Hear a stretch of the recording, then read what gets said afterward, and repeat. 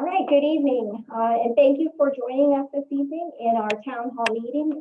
The purpose of this meeting is to go over what our continuity of education plan is for the school year, to identify some of the safety measures that we have in place, and to also answer any questions that parents may have about any of the processes we have for reopening. So I would just like to remind people of the format for this evening. I will be going over what the continuity of education plan is, what it looks like. I will be introducing some safety measures. I already have some pre-defined questions that people have turned in, and I will do my best to answer those questions. And then if we have additional questions, there will be some time at the end where you can raise your hand. We have someone that is going to be looking at our website and looking at the site so that if your hand is raised and you do have a question, we may be able to get some of those questions answered as well. But first, I want to preface this in saying that we're used in a society, we're used to asking a question, having immediate answers. And I know that this evening there will be some questions asked that I do not have definite answers for at this time. The state is continually working with school districts. We are looking at what our plans are. We're looking at what our community needs are, and the bar moves, for lack of a better term, quite often, sometimes daily, and sometimes even less than that. So if you bear with us, we'll get through this. We'll take your questions, and hopefully it will ease some of your minds at what the school year will look like for us. So first, we have on our website, and it is posted, what our continuity of education plan will look like for the year. There are some things that I really need to partner with parents on. So as I go through this plan, I need to really preface saying that it is the partnership that the school district will have with parents and the community that will allow us to have a safe opening and allow our buildings to remain open during that. And we all know, if we listen to the Secretary of Education, and if we listen to the governor, and if we listen to the Secretary of Health for Pennsylvania, that wearing masks is critical. So wearing a mask when you're outside, when you're indoors, and lessen your social distancing of 6 feet is absolutely critical in helping us to maintain an opening safely and to stay open safely. So with that said, we are looking for our parents to do a few things before school starts. And each day, I would like parents to do a health screening before they send their students to school. So there will be a form sent home, and it asks questions about your child's health. It asks you to take a temperature, do a temperature screen. And we know that 100.4 is the threshold. If you have a temperature greater than that, we are asking you not to send your child to school.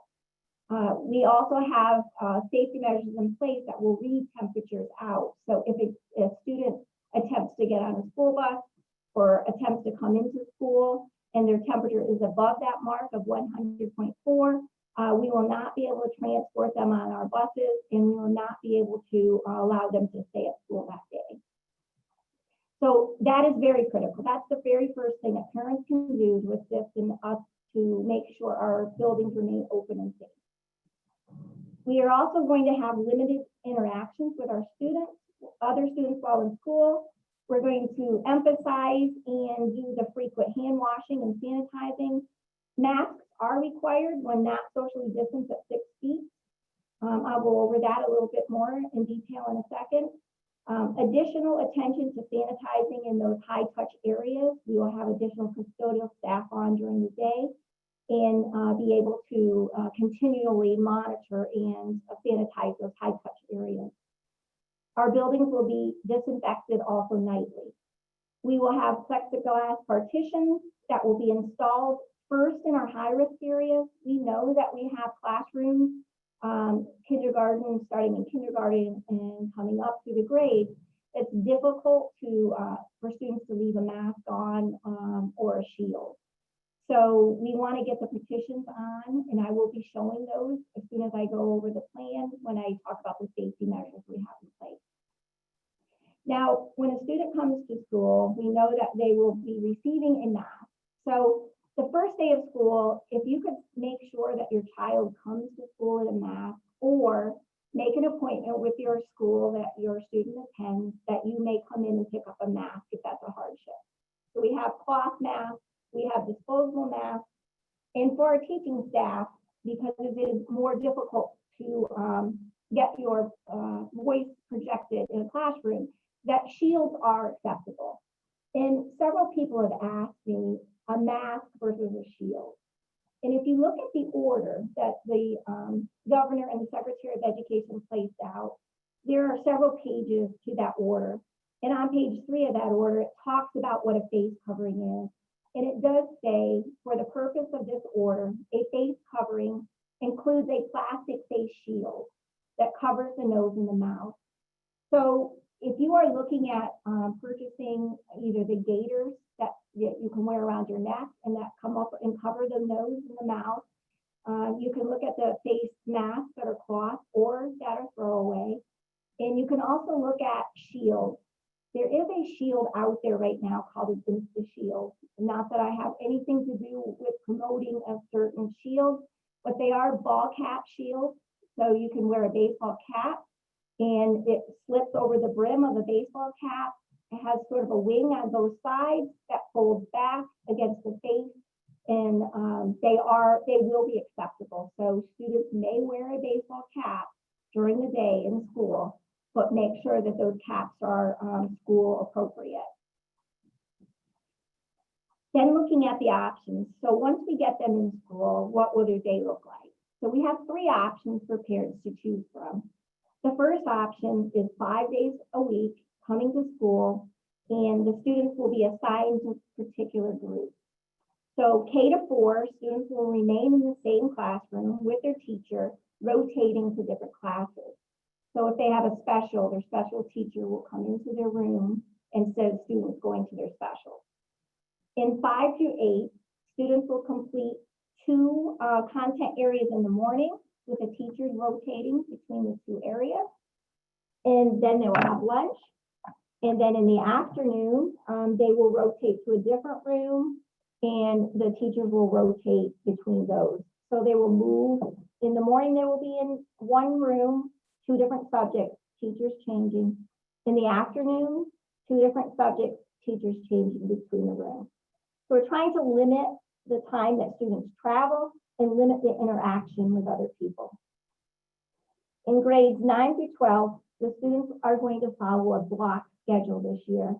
So that means in a normal year, you have 8 periods during a day. So what we are doing is breaking that up, and they will receive for the first semester or January till the semester break in January, they will take 4 of those 8 classes. So they'll be in their class period for the double amount of period. So a period will be 82 minutes. And then in the second half in January, they will have the other 4 subjects that they would have had in a normal 8 period the entire school year length. This way, students are limited again, so they will move between 4 different periods each day, including lunch.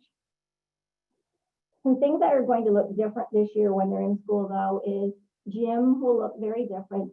Music and band will also look very different. We are working with teachers on looking at what those classes will look like. So more information will come out as you get your student schedule on what band, what course will look like. But keep in mind that we are under the guidelines of no larger groups than 25 at any indoor evening event.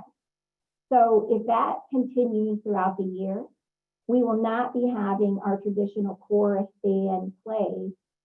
It doesn't mean that we can't have them in alternative ways, but we would not be having them in our traditional manner that we have every year. We have an option 2, and that is called remote learning. So our option 2, students will remain at home and their instructional method will parallel option 1, which really means that if they were in school and they had Mrs. Smith as their classroom teacher, Mrs. Smith will also be their classroom teacher when they're doing remote learning. The guide or the goal to this is if you're in K to 4, you will be using a content management system called Seesaw. If you are in grades 5 through 12, you'll be using a content management system called Google Classroom. And many of the students experience that in the spring shutdown. The difference with this is you'll be assigned to the teacher if you were in school in option 1, and you will be paralleling the learning that will be happening in the day in option 1. But I want you to keep in mind that teachers will be video taping and doing content possibly on one day, and there may be one day lag as they upload content that evening from a particular lesson shown during that day. So it's meant to be seamless. If a student becomes ill and needs to stay home, they can go on to remote learning, and it will parallel what they were doing when they left school and pick back up very nicely when they come back to school. Then we have option 3, which is our Wellsboro Online Academy. So the difference between remote learning and the Wellsboro Online Academy is that with remote learning, as I said, you have your same classroom teacher as if you were in option 1. With our Wellsboro Online Academy, you have a teacher that is assigned to our school district, but it may not be the teacher that they have if they were in option 1 or option 2. And it does not parallel exactly what they are learning on any given day. The choice for some students to go with the Wellsboro Online, it is very self-paced, which means students may work ahead or take a little bit more time if that is needed as well. As I said, you will have a teacher assigned to you in the district. If you need additional assistance, if you have an IEP in the regular classroom, you would also be assigned a special education teacher to assist you with that, as well as in option 2. If you were doing the remote learning, your regular teacher would be available, as well as any learning support teacher that you would have if you were in the regular classroom.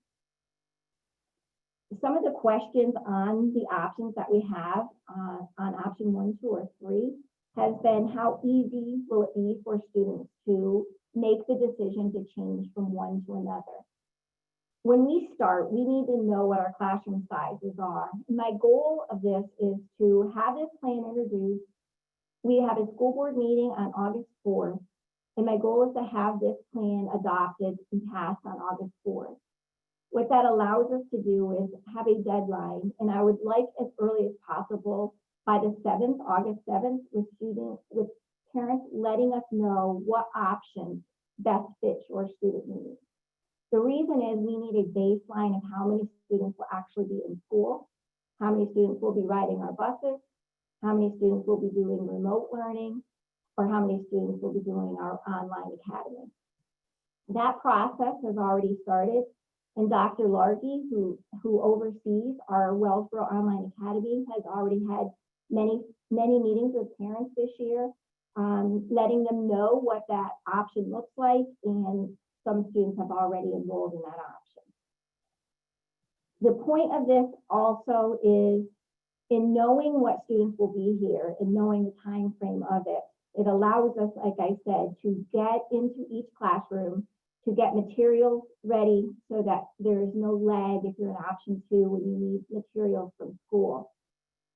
So having that August 7th date is a target. Now, I really need to stress that your decision on those are important to us, which allows us to make decisions that best meet the needs of our students after that date. I've been asked, can I change? So if I start in remote and I feel very comfortable and I see how things are happening in school, may I remove my student from remote learning and send them to school? Yes, you may. As I said earlier, they are parallel systems, so they will maybe a day lag either way, but they will be on course what students are doing in a regular day.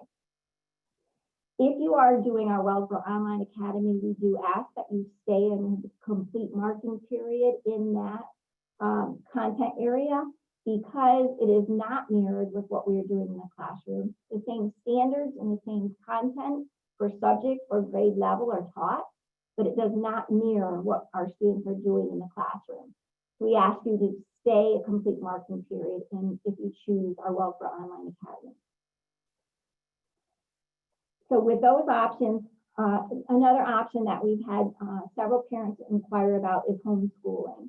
And every year we have homeschool students that choose that option. So you still can choose homeschooling, or if you've never chosen homeschool before, you still have that available to you. And the other option that we talked about are there are other organizations outside of the Wellsboro School District and not a homeschool environment that you choose your own organization, and then instruction and staffing is provided not by anyone in our district. Again, I mentioned this at our last board meeting that this avenue does, I need it to be very clear that this avenue does take funding away from the Wellsboro Area School District students. So some people will say an online cyber academy is a free education and a free option for parents. That's not necessarily true. And the reason is it takes tax dollars. So when you pay your school taxes, the tax dollars stay in our district and go to the education of our students. If you choose an outside cyber charter school, that takes our tax dollars that you pay in and it puts it into cyber schools that are not within our school district. A lot of them are in the Philadelphia area, for instance. So it's taking tax dollars from Wellsboro and sending those to the Philadelphia area. And I just wanted that to be clear with parents. Again, that is a parent's choice and a parent's option. Some of the things that we are also looking at different this year is the start of the day will be as normal, except we are looking at ending the day at 2:15. We're looking at ending at 2:15 for several reasons. One is it allows our students to go home and the classrooms to be clean. It also allows all of our teachers to have a common planning period.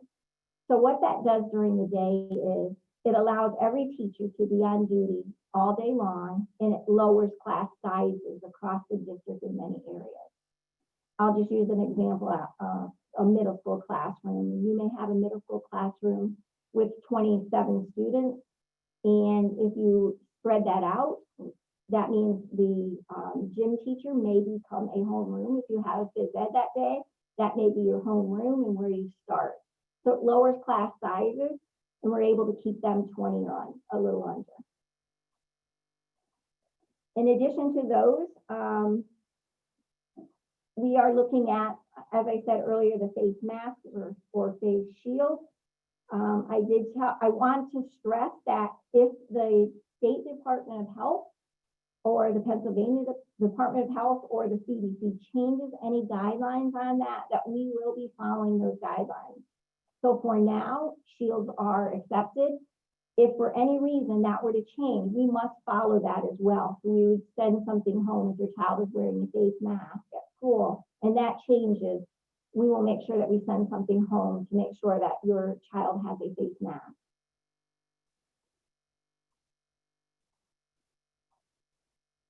When you come into the school, our goal is to keep students 6 feet apart. We know that that is not possible in every one of our areas. So when not distant 6 feet apart, a mask or a shield must be worn at all times. Our goal is to get our students into classrooms where the desks are separated by 6 feet, and then students may remove those masks or shields. And I will show you again in just a few minutes some of those safety measures that we have in place in case we have classrooms that cannot achieve the 6 feet apart, or even in classrooms that we can achieve 6 feet. It gives an extra set of precautions to have these sneeze guards around the desks, and I will show you what those look like. So transportation, and this is another area that is very critical in partnering with our parents. I need you to understand that we cannot transport students on our bus who are at the temperature of above 100.4. So those screenings that I talked about earlier are critical, especially if you have a student that's riding on the bus. So students are going to be assigned seats on the bus this year. We will be filling the buses from the back forward. So if you're first on, you will go to the back of the bus. It alleviates the need to have students passing each other multiple points throughout the bus stop. We are asking that family members sit together in assigned seats. If you have small children and 3 can fit in a seat and they are family members, that is permissible. If not, we are not having more than 2 in a seat. And again, a face mask must be worn on the buses at all times. So a face shield will not be an option if you ride the bus for bus time.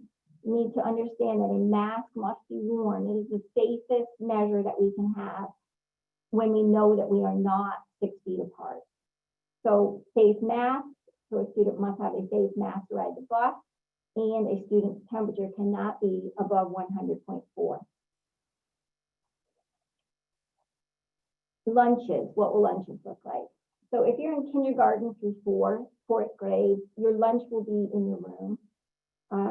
You will have times that students may go outside and have lunch with their class outside, as well as I've had some questions about what will it look like in a classroom if you're K to 4 and you're in your room all day.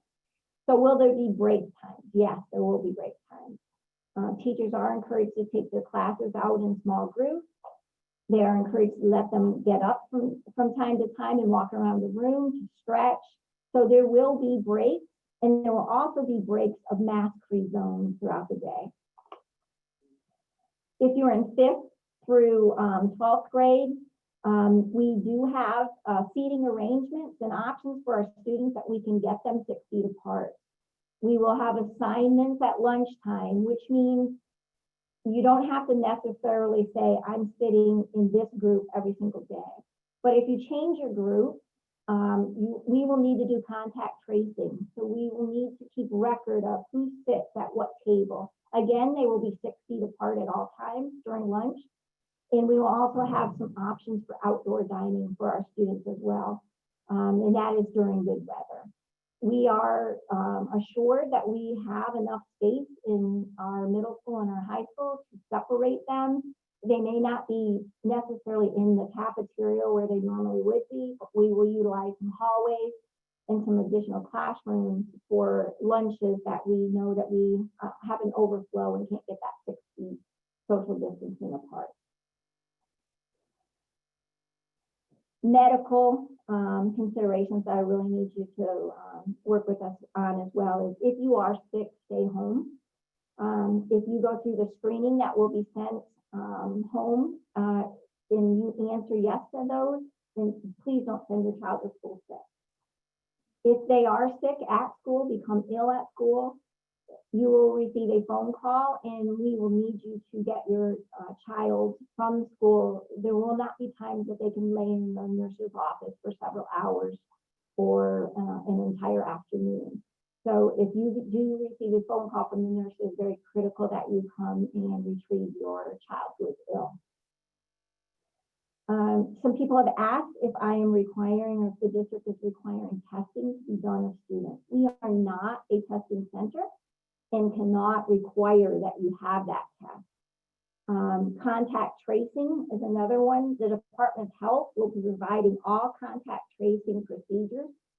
And if a case of COVID is reported in a student or staff at school, the district will follow all the Department of Health recommendations regarding a shutdown or quarantine measures necessary to ensure safety. Any quarantine areas, if we have a child who becomes ill at school and they are displaying COVID symptoms, we will have an isolation area where we can take that student and they will remain there until a parent comes to get them. And again, that area will not be used again until it is thoroughly sanitized and disinfected. So please know that we will have a quarantine area for those students. So that is really what the plan looks like. We have 3 different options, as I said, in school, remote, or online. So what the day looks like when they come to school. So the first thing I mentioned was we will have a temperature reading that it will be on all of our buses. So I do have one of our stations that is here this evening. if I could have Mr. Murphy be so kind as to step up to that station, I will show you what would happen if a student steps up to the bus and how it will read a temperature. I need you to understand that this is no different than taking a picture of a student with a camera.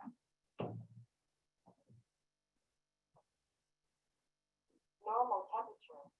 So it will flash a normal temperature. Mr. Murphy, would you also take your face mask off?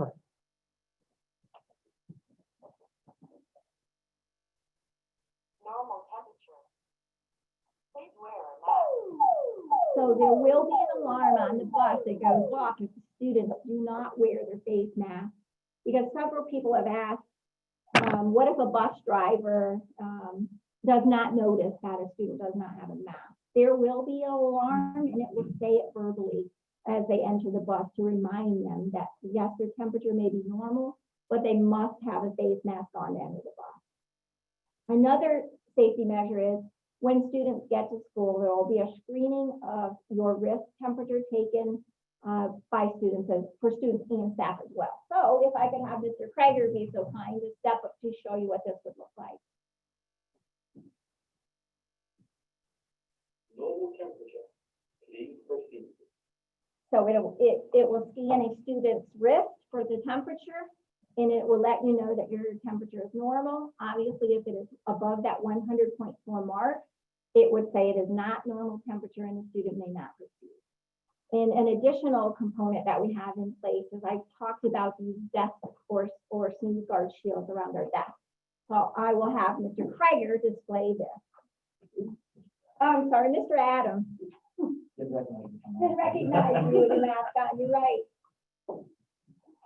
So in our classrooms, we are having these sneeze guards put on, and we do have enough material that we will be fabricating these and putting them on all of our desks in our classroom. We're going to start with our high-risk areas first. So I want you to understand that a student may come in an older grade at the beginning of school, and not all of the sneeze guards will be on all the desks.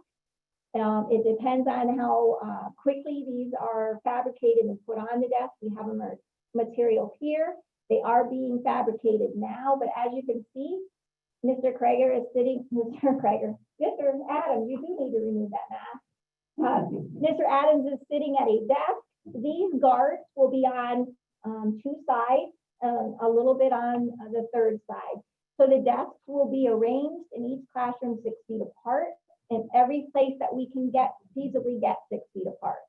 We do have some classrooms where that is close to that, but just under 6 feet.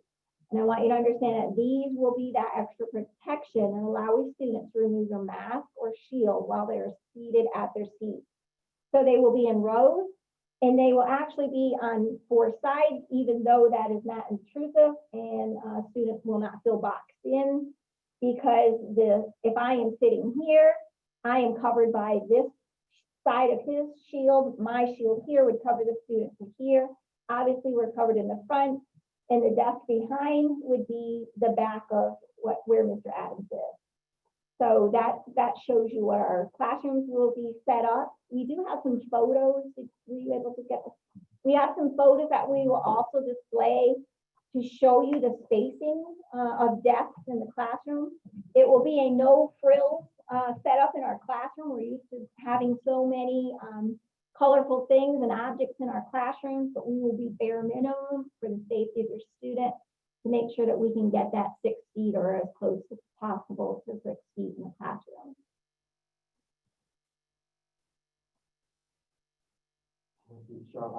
Okay. So you're seeing a photo of Charlotte Lackwood. This is one of Don Gill. And the next one is at Don Gill.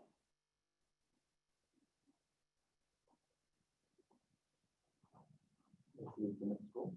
And then Raquel Butler.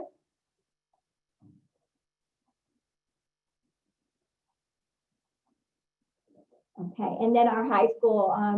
At our high school, it typically has a lot of tables in classrooms. So we have ordered desks for every classroom. Those desks are not here yet, but they will be coming very shortly. So all the tables will be removed from the high school and also at the middle school where we did have classrooms with tables. And they will all be seated at a desk this year. So tables will be removed from classrooms. They will have the sneeze shields around them, and they will be desks in every classroom. So that is some of the makeup that we have.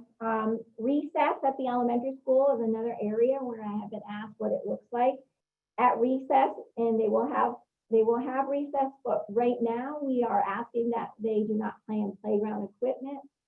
We are looking into several different methods for sanitizing those playground areas, but we are not at that point yet in the year. So we will be asking our students to play just socially distanced. If they are not socially distanced at 6 feet apart, then they must wear a face shield or a mask at recess. Again, that's a great option, is that allowed to have this face shield because it allows the student to run around more freely than having a face mask on where they feel more restricted. And then I'm going to move on to some of the questions that I have received at this point. What is the plan for orientation or open house for kindergarten, third grade, or each of the classrooms that traditionally have an open house or an orientation? So each building principal right now is working on a schedule and working on what those orientations and open houses will look like. You will be hearing from either your classroom teacher or your principal on invitations to do small groups of walkthroughs, or they are also working on possibly some virtual orientations as well. So please just be patient as they get worked on, and you will be notified. Will we need to supply the school with supplies this year for the elementary students to help minimize sanitizing time? Right now, again, we are gathering our materials. We want to have limited material, limited touch of things and objects in our classrooms. But if we do have things that are needed to be purchased, again, you will have a contact from the building principal, and they will let you know of those items that are necessary. Will students be able to use water fountains, or will they need to bring their own water bottles? Our water fountains will have locks, so the water spouts will not be able to be used, but they will have water bottle refilling stations equipped to them. So yes, they may have water bottles with them, and they will be able to refill those at our drinking fountain stations. They will not be able to, however, just take a sip from those drinking fountains. Do children need to wear masks to get up, to go to the bathroom, even if the bathroom is in their classroom and only one student is up? If they are at any time less than 6 feet away from any other student, or have the possibility of coming in contact with someone less than 6 feet away, the answer is yes. They must wear a mask or a shield if they have the possibility of coming into contact with someone less than 6 feet away. Will bus times be changing? The only bus time that will be changing is dismissal.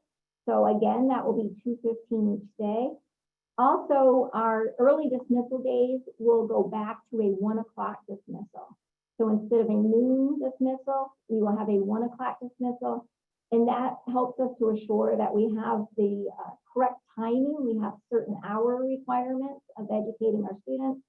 And with the block scheduling at the high school, we need to have the 1 o'clock dismissal time.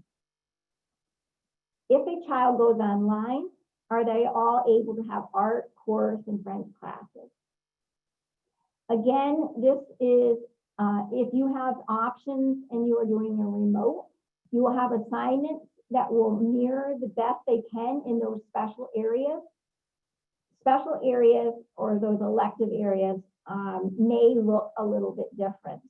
As I said, phys ed may be all online. One thing that I do know is we will not be changing this year for phys ed.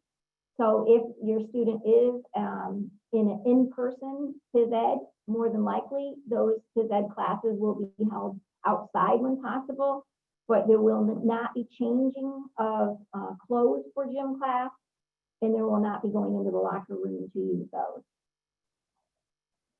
back to the credit thing, again, if you have a French class, yes, you will have a French class that is remote as well. If you're on the Wellsboro Online Academy, yes, you will have those electives, but they will look much different than they were if you were to be in the remote option or be here in option 1 at school. There will be times that we may look at individual cases on a case-to-case basis, because 9th through 12th grade, there are certain credit requirements. So we may enter into a situation where we have to adjust some of those credit requirements. But again, those will be done on case-by-case basis.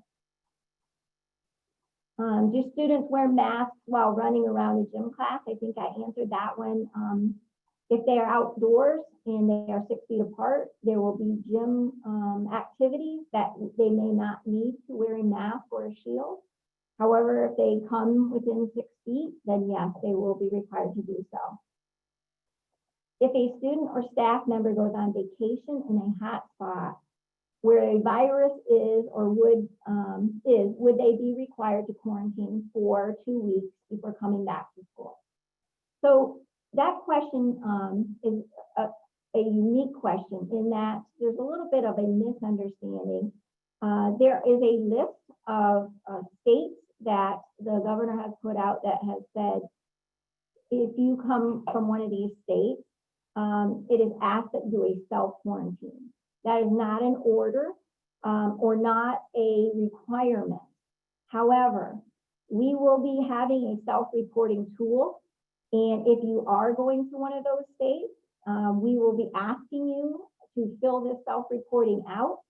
And if you fall into any one of those questionable areas, then we're going to ask you to remain home for 10 days symptom-free before returning to school.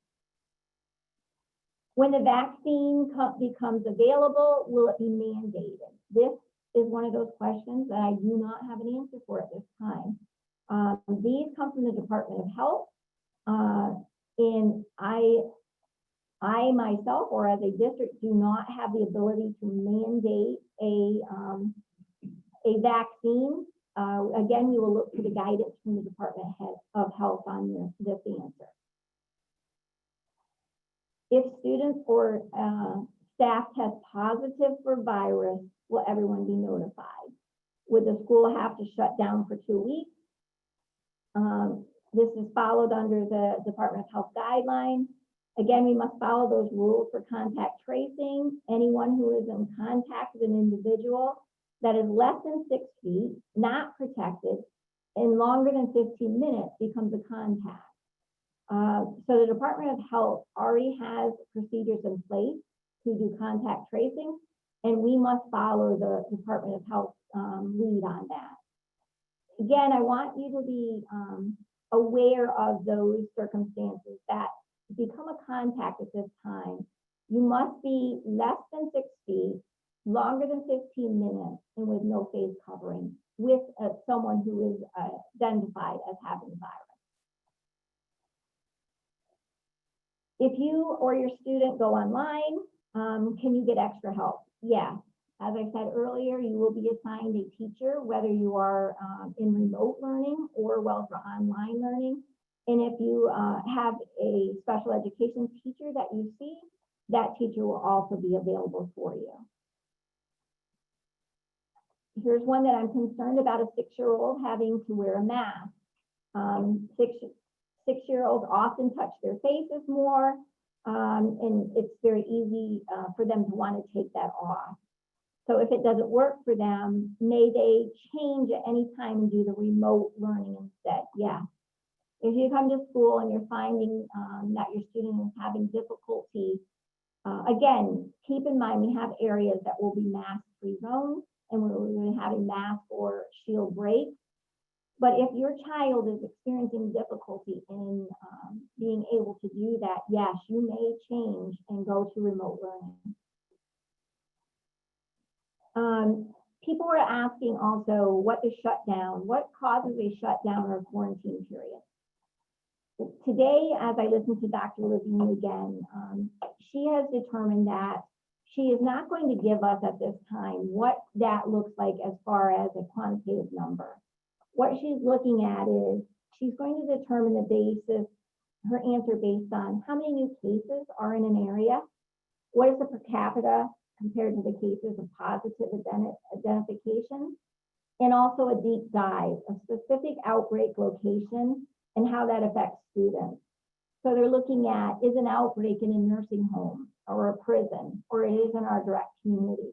So all those things will go into a calculation that we will be receiving from the state to determine what a shutdown in a regional shutdown would look like. Again, the best way to prevent any community spread is to wear that mask, to wear a shield, and make sure that you're doing that not just at school, but when you're also at home or visiting in a grocery store or wherever, whenever you go outside or not in the accompaniment of your direct family. A couple other questions I had was, what is the deadline to make a choice?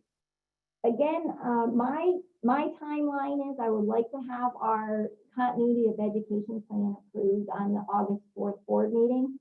And I would like to hear from parents by August 7th what your option is. If you, again, can you change that? Yes, but I need a baseline. I need to know where you're headed for your child so that we can get everything in place to have a safe start to school. Will teachers and staff be required to do testing before school starts? At this time, there is no mandatory testing for staff, but again, I am imposing that self-reporting tool, so that is for staff or students.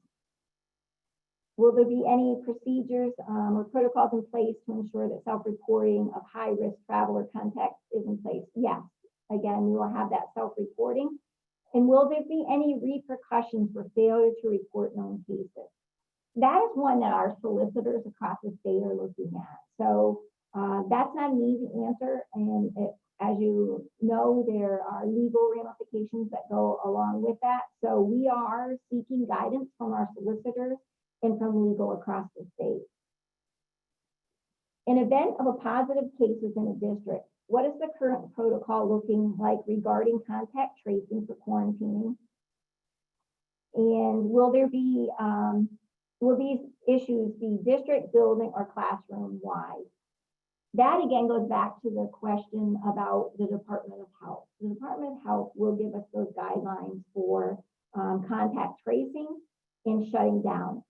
So for instance, if we theoretically could have a first grader whose parent comes down with COVID, we are identified, we are notified that that student is in contact with a positive identified case, and we begin the contact tracing as well. So we will turn all of our records that we have, where a student has been, who they sit by, who they played with, who they ate lunch with. Those things will get turned over, and the Department of Health will lead those contact tracing.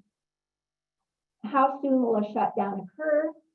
We could literally have a classroom shutdown, and that would be the 10 days. The recommendation is 10 days since a positive, but you must have the 3 days fever-free without any medication. So we will follow those guidelines, and as they change, we will also adapt, but we will also err on the side of caution.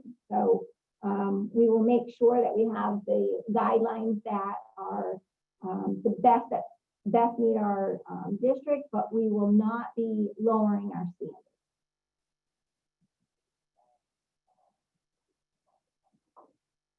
So any emphasis on outside time for appropriate classes, lunches, and recess. It's nice when there's nice weather, but what do these look like during inclement or winter weather? That looks really for recess or phys ed classes, they look no different than they do in a normal year. So if you can get outside at recess, even when it's cold, they bundle up and they go outside for recess. They'll be doing the same thing for gym classes as well. So they will be bundled up and going outside. We will have areas phys ed may look like that, or a recess, that it is in the regular classroom during those inclement weather times. But that happens on a normal year as well.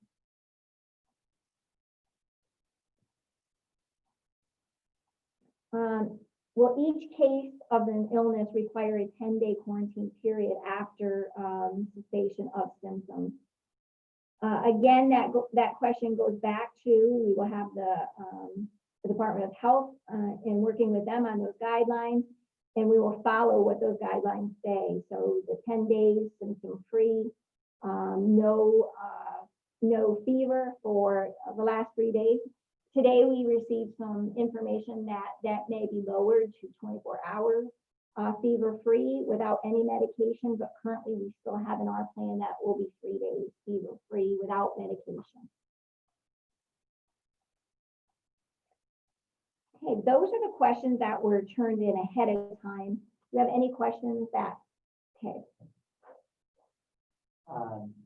The first question we got is, so if you want your child to go to school, do you have to register them? Okay, that's a great question. Right now, we have our students in option 1. So if you choose option 2 or option 3, you will need to contact your building in which your child attends school. So if my child attended Charlotte-Lapla and I know that I'm going to go to option 2, you will need to contact your school building for Charlotte-Lapla. We will have those phone numbers posted on our website and let them know that you're choosing option 2 or option 3. We will set up the appointment if you're choosing option 3 to make sure that Dr. Largy has an appointment and you can learn more about our option 3, our Wellsville Online Academy. Is it possible to have a combination of remote and in-house learning, i.e. Monday, Wednesday, Friday in-house and Tuesday, Thursday remote? Mm-hmm. So as we adjust to what our community needs are, what we really would like to know is, are our students in school? Are they remote, mirroring what is in school? And again, I said that is meant so if a child becomes ill, they can stay home. A lot of people ask about the letter, the 10-day letter. If I'm absent from school, will I be receiving that 10-day letter? The nice part about remote learning is that you may still continue learning at home, even though you may be ill. So those days will count as student days, as long as you're turning in and following the assignments that you have for remote learning. Lost my train of thought for a second. Could you repeat the rest of that question? Can they do basically Monday, Wednesday, Friday in-house and Tuesday, Thursday remote? Yeah, so there may be times when they do a Monday, Tuesday, and stay home, but that is not the goal of what remote is. We will work with individual parents if you have concerns on that. Again, the goal is to either do option 1, option 2, or option 3, but it doesn't mean it can't transfer back and forth. When we start out, we really need to get a good number. And if you have those situations that you need to know more about a Monday, Tuesday option, again, if you could contact the school, we can discuss the need for that. As we move into our phases, if we were to go to a yellow option, that is one of the things that we are looking at right now. So if we get into the yellow phase, we may have times when a child comes on a Monday and a Tuesday, no child comes on a Wednesday, and then a different set of students come on Thursday and Friday. We would leave them chunked together if we get into that situation. Again, that's more of a yellow. And we are watching this daily. I want you to understand that this is our plan today. What it looks like on August 31st, because that is another change. We are pushing back the start of school to the August 31st instead of the 26th or 7th that was the original first student day, so that we can give teachers more time to get lessons preloaded for our students, to get these extra safety measures in place, and to allow for us to continually have those changes and updates that we are receiving on a daily basis from the state. I want you to understand that if we get to August 31st and we are not in the situation where we are today, the first day of school could look differently. It could become one of those Monday, Tuesday days for your child. No school on Wednesday and a different set of students coming on Thursday and Friday. The other thing that I failed to mention was the high school schedule with the block scheduling. Currently, we have Monday through Thursday with students changing. On Fridays for high school students 9 through 12 right now, we have that looking a little bit different. They will be staying in their assigned homeroom. It gives them sort of an advisor, for lack of a better term, that will be looking at that particular homeroom students for the remainder of the year. And they will be called what we have known them to be as flex days. So they will be optional attendance for the older students, 9 through 12th grade. We are looking at other options for our middle school and what that might look like. And that sort of goes along with that question, what if I want to have my child come Monday and Tuesday and then stay home Wednesday, Thursday, and Friday. So we are continuing to refine those. And as our colors change or our community needs change, we will adjust to those. Okay, I believe this is a very similar question, but can students do a combination of in-school and online, or will it count against them? If a student does a combination of in-school and out-of-school, as long as they are attending school, it does not count against them. It gives them an attendance day. If I already answered the survey about my kids going back, if I already answered about my kids going back on the online survey, do I need to do the survey again? We put the survey out there so we can have a baseline idea.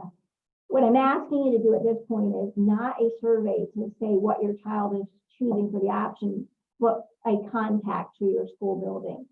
So if you are choosing option 1, you do not need to contact the school to say I'm choosing option 1. Everyone is in option 1 unless you call your school and say I wish for my child to do option 2 or option 3. It is my understanding that COVID can be spread via the air handling system. How is Wellsboro addressing airborne illness distributed that way? Okay. And all the research that we have is the better airflow that we have from the outside to bring in airflow is something that we should be doing. So even on the school buses, we will have fresh air distributed through there. We also have a filtering system that filters our air. So we have our air handlers do have filtering systems in them. Next question is, will lockers need to be used? We will have lockers, but they will again look different than they have in the past. If you've had locker 17 for the last 3 years, you may not have lockers. There may be a possibility of you not have locker 17 this year. We are trying to separate our lockers out. So for instance, at the middle school, that all the 5th grade are not all in one row, where it's 5th grade, 5th grade, 5th grade, where they're side by side.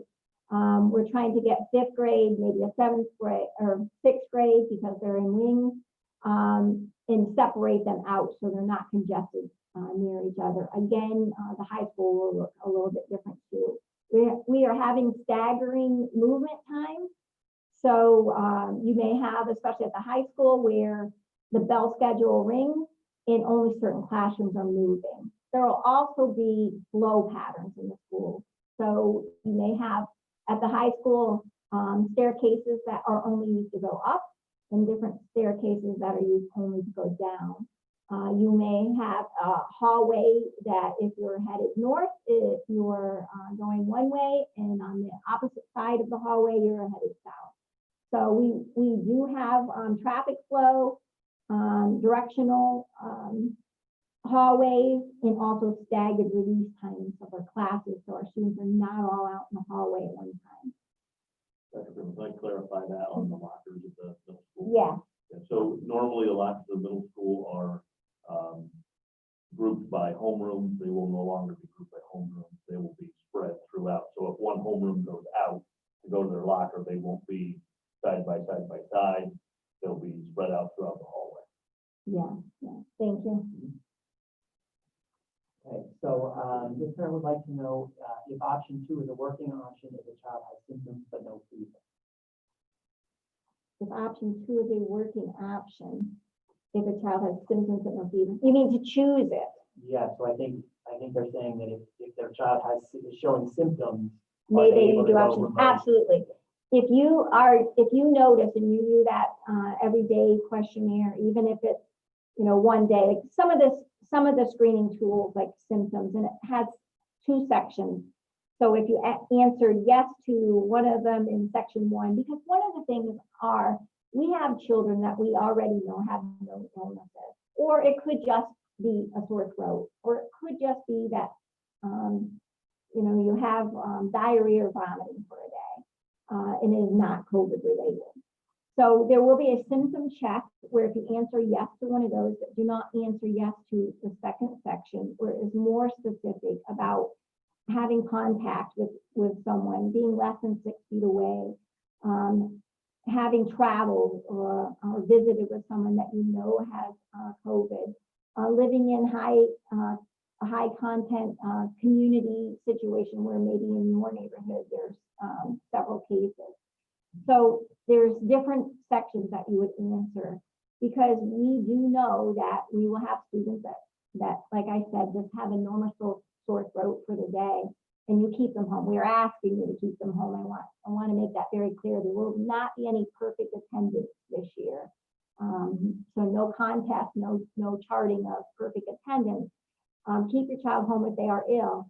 And that will not work against you, as I said, if you are doing a remote lesson that day. And so the question might be, so I'm keeping my child home for a day. You can call the school and get the assignment for remote learning.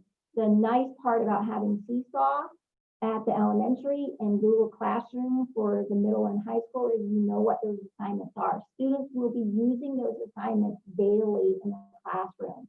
It does not mean that they will be in their classroom sitting at a computer just doing their lessons every day on Seesaw or Google Classroom, but it does mean that it will be incorporated into each day in their lessons.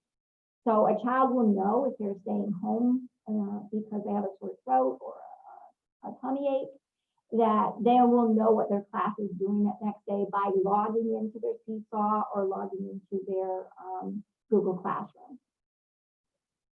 And I believe you just answered this, but as a follow-up, she asked, how long will it take to switch over? So It can be done right.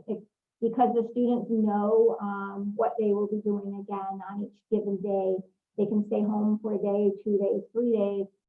They can stay home for 10 days if they meet those requirements as well, and know what their assignments are daily.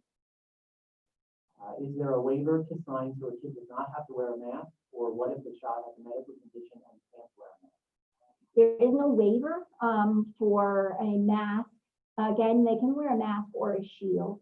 A shield sometimes is a lot less restrictive than a mask for the student, but I must preface saying the mask is the safest. We all know that a mask is the safest thing that you can wear. So face shields do meet a face covering requirement under the order, but the mask is the best thing that a student can wear. Okay, will eligible juniors and seniors be able to leave early as they have in the past? Yeah. So if you are one of those students, actually, I do need to just look a little. I'm going to pull that one back for just a second, because what we have to do is look at their course requirement, what their schedule looks like. So more than likely there will be times that they can leave, but because of block scheduling, we have to make sure that the student meets their graduation requirements as well. If we intend to send our child to school and they end up getting a cold or symptoms that prevent them from coming to school for a couple of days, will everyone have access to the information for Seesaw so the child can continue to learn? And I think the answer is that. Yes, lessons will be available on a daily basis. Okay, and can you repeat the questions? They can't hear me apparently very well. Okay. Okay, I'll repeat the question, sorry. Okay.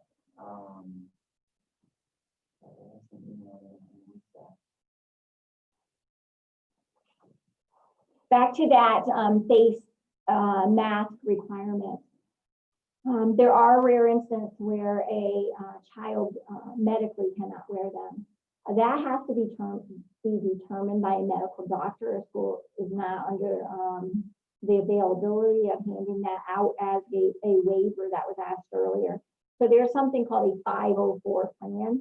And if a child has one of those requirements that is medically documented by their medical doctor, then we would start that 504 process to see if they are determined to be able to have a 504 plan.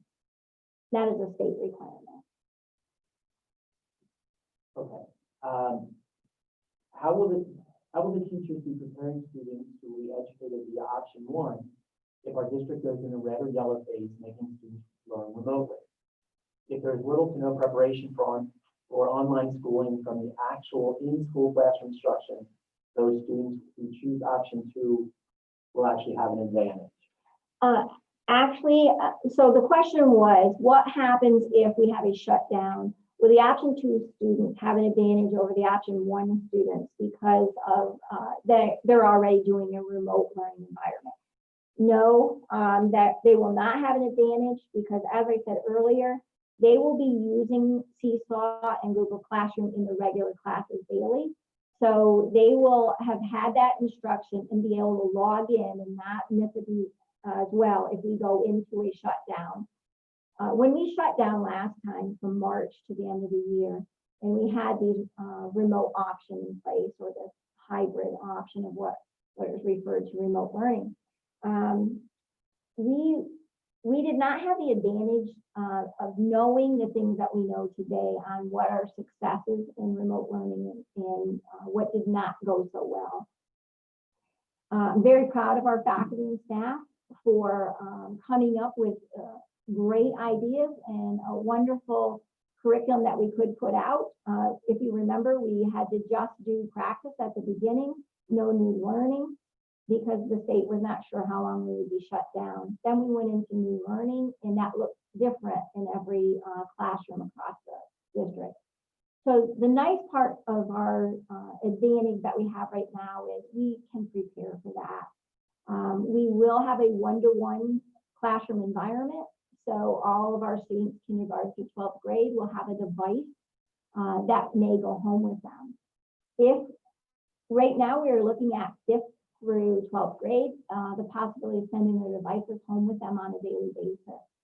If we were to have a shutdown, kindergarten through 4th grade, a district-wide, and kindergarten through 4th grade does not have a device home with them, we will do much like we did last year, and right away we will be prepared to get a message out to our parents that this is the time available for you to come in and pick up that laptop, that device, or any materials that are at school that they might need. So we will be continually monitoring what our community need is, what the state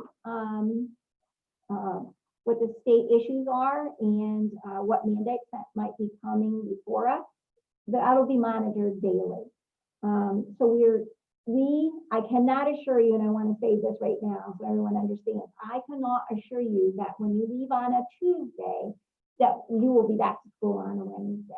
Because last time, as you remember, we did not find out till a Friday at 3:15 that school was shut down. And that happened to be for us on an in-service day. So we couldn't even send any material home with our students. They were gone the day before. That could happen again this year. But this year, as I said, we are more prepared to understand that this could happen on any given day. So our teachers are going to be prepared those 5 days in service before school starts. That allows us to push the start back for students to August 31st, allows our teachers to collaborate, allows them to be better prepared for those remote lessons so that and we're red and there's a full shutdown. Obviously, our Wellsboro online students will continue on as normal. They will not see an interruption of any kind. Our remote learners and our option one learners in school face-to-face, again, will have the ability to know and understand what a lesson looks like in either one of those content management areas, Seesaw or Google Classroom, because they'll be incorporated from day one with assistance and help. So I believe that we're better prepared for that. We have thought about, our teachers have been wonderful. We've been working with groups of teachers this summer. And we have a good solid plan in place, and the teachers are actually very eager and excited to show you what options are available for your students. Okay, can you help us understand a prospective day in the life of a student at each level? Understanding things change,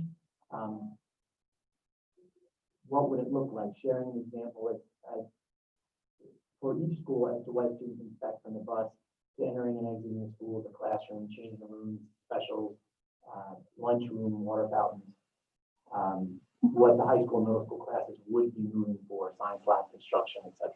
Sure, absolutely. So the question is, what does it look like on a typical day for a student at any one of the levels? And please, I'm going to ask any of the principals. They've been working just as hard. Very proud of what they've been doing. They've been spending countless hours this summer as well, working through our plan and understanding what it looks like and what our classrooms look. So we'll start with Mr. Adams. And Mr. Adams, if you want to just share a little bit what it would look like for someone at Charlotte Lackler or Donville. Sure, our entry will look very similar to it has in the past, except students will be masked up. They'll be coming into the classroom, and once they get to their desk area, it's kind of like a safe area for them. The desks are 6 feet apart, so they would be able to unmask at that time. A lot of the instruction to start would be more whole group than smaller group, because we do want to keep the students at 6 feet apart. Their lunches, they would go to the cafeteria to pick up their lunch, but then they will come back and eat it in their room, and then we will have a way for their trays to be picked up. Each class will have the option of having recess by themselves, meaning that it may not be as a whole group because we want to keep kids socially distant. One of the things we're looking at right now for the elementary school are purchasing hats for the students so they can wear the mask out around, which does allow them a little more freedom and mobility when they're outside for recess. At the end of the day, dismissal will be very similar to what it has been in years past.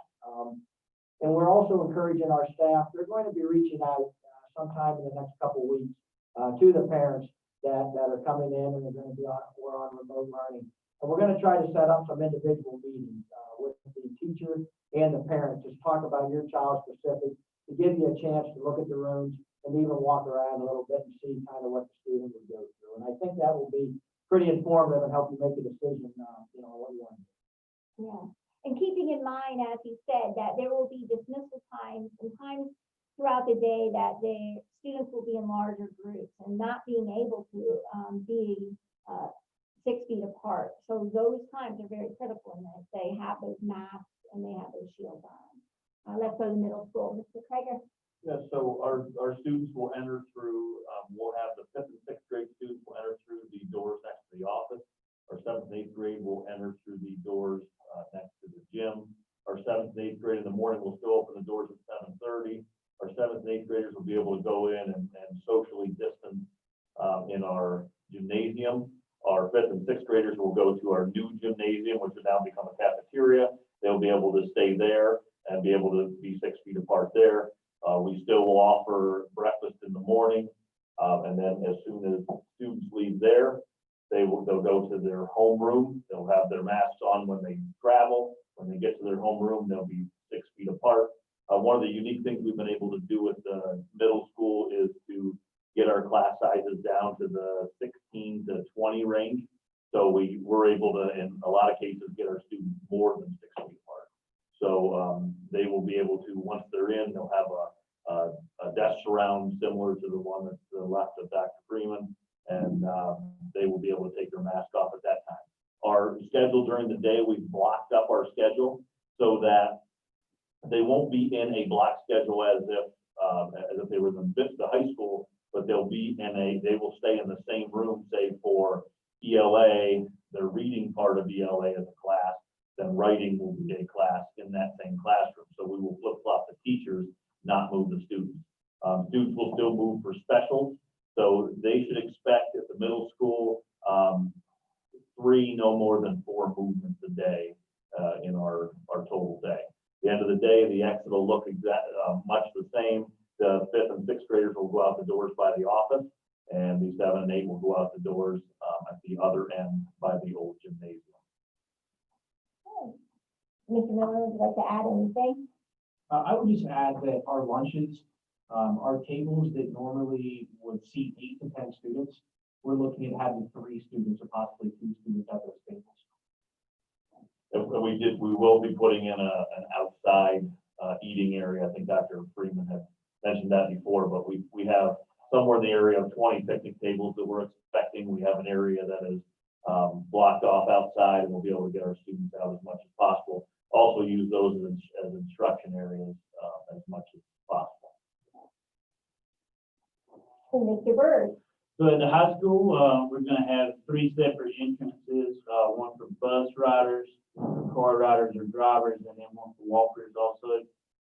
We also have separate areas we will be in the morning, gym, library, media center, areas like that can hold a few more people. Everybody report to first block. Each instructional period is gonna be roughly 81 minutes. Third block looks a little different. With lunch, you'll have some people that have A lunch, some people that have B lunch, some people that have C. If you have A lunch, you go to lunch first and then report back for your 81 minutes of instructional time.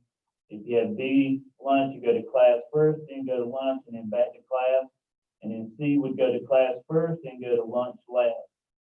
What we're looking at is probably 150 or so students per lunch, and like Mr. Miller said, you can only get 2 or 3 kids at a table.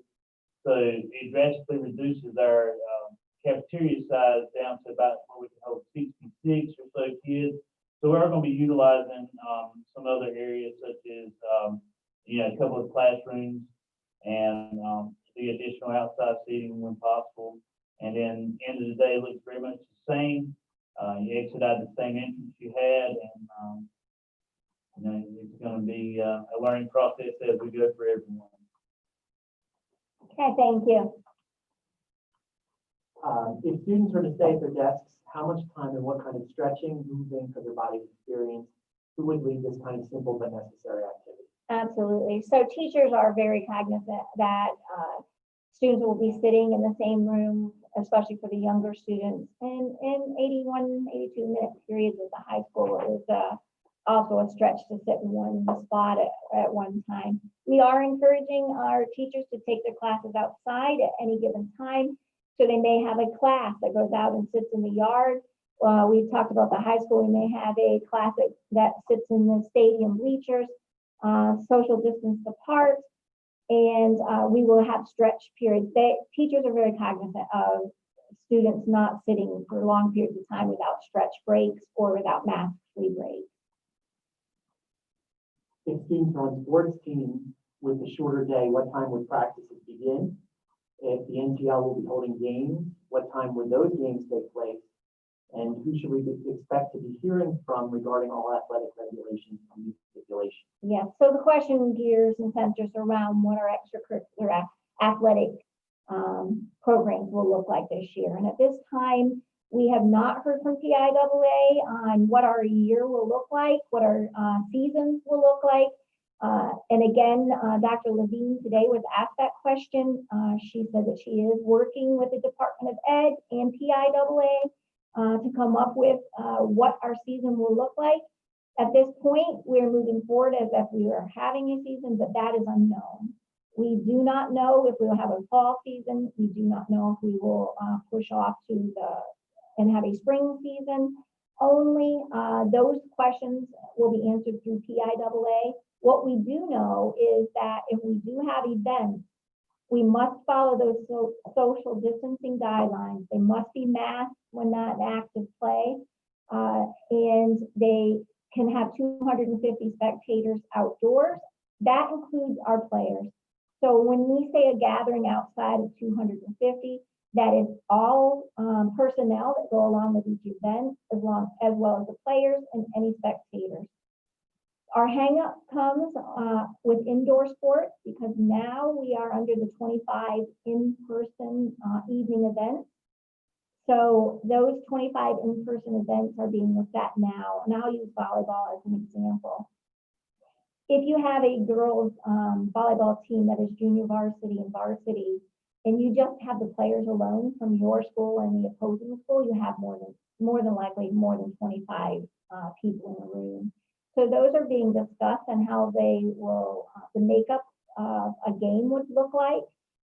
Obviously, there would not be spectators at those events. However, we are looking into options where we can air and our sporting events on Channel 13. So we're looking at having our indoor as well as our outdoor events with possibility of those being aired and broadcast if those events do occur. But again, we do not have an answer from PIAA, and we're hoping to hear from them later this week or early next week. With a shortened day, should students expect to have a greater level of homework?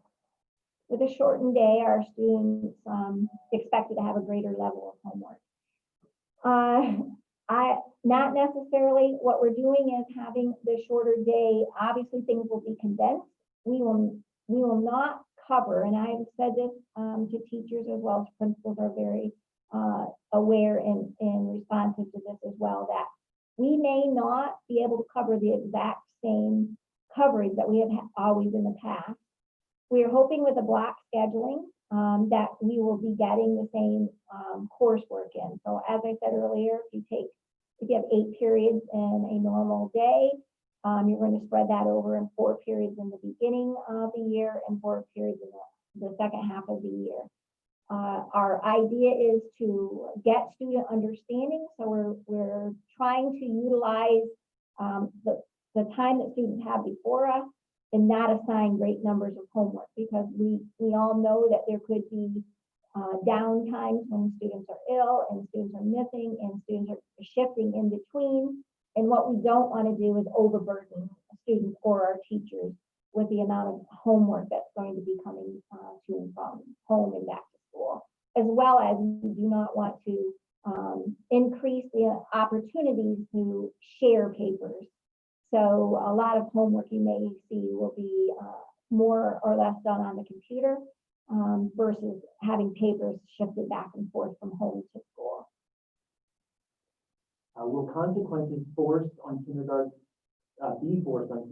who struggle with social distancing guidelines and masks? If so, what will that look like?